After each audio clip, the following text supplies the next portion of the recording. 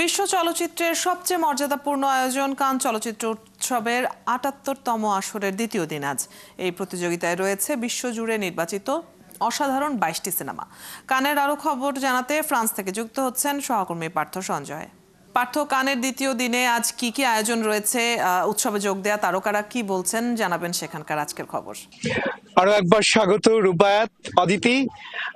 কানের সমুদ্র সৈকতের পাড় থেকে আমি যেখানে দাঁড়িয়ে রয়েছি তার পেছনে আসলে ইন্টারন্যাশনাল প্যাভিলিয়ন, এবং সেই প্যাভিলিয়নে সারা দেশের যেই চলচ্চিত্র নিয়ে দেশগুলো তাদের কার্যক্রম উপস্থাপনের জন্য প্যাভিলিয়নগুলো নিয়ে থাকে, এবং সেই প্যাভিলিয়নের সামনে দাঁড়িয়ে রয়েছে।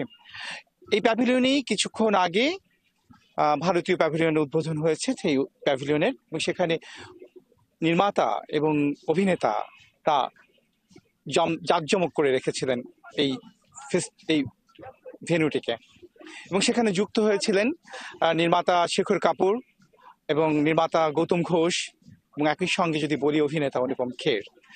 তারা ছিলেন এবং তারা বলছিলেন যে সিনেমা ইজ ডাইং। তারা এটি যেমন আশঙ্কার কথা বলছিলেন, এবং একই সঙ্গে বলছিলেন যে সিনেমার গল্প দিয়ে আবার সেই মৃত্যুর কাছাকাছি দাঁড়িয়ে থাকা সিনেমাকে বাঁচিয়ে রাখা সম্ভব। এটি যদি এই ইন্টারন্যাশনাল প্যাভিলিয়নের খবর সেটি বলি, তাহলে পুরো উৎসবের যদি কথা বলি অদিতি, আজকে পুরো স্পটলাইট টম ক্রুজের ওপর, অভিনেতা টম ক্রুজ।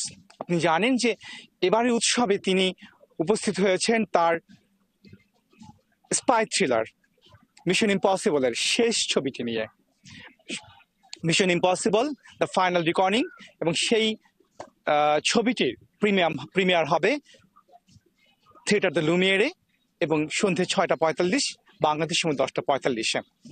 এবং এই প্রিমিয়ারকে ঘিরে, যদি এটি আউট অফ কম্পিটিশনের ছবি, কিন্তু এই প্রিমিয়ারকে ঘিরে বেশ পুরো স্পটলাইটটা বা হট বাজ বলা যায় যে আলোচনার কেন্দ্রবিন্দুতে টম ক্রুজ এবং তার ছবিটি। আমরা টম ক্রুজকে এই পর্যন্ত 2বার দেখে ফেলেছি এর মধ্যে আজকের দিনে। প্রথমবার তিনি প্রেস জোন দিয়ে হেঁটে এসেছিলেন, এবং সেখানে সাংবাদিকদের দুই পাশে সারিবদ্ধভাবে দাঁড়িয়ে থাকা সাংবাদিকদের তিনি অভিবাদন জানিয়েছেন।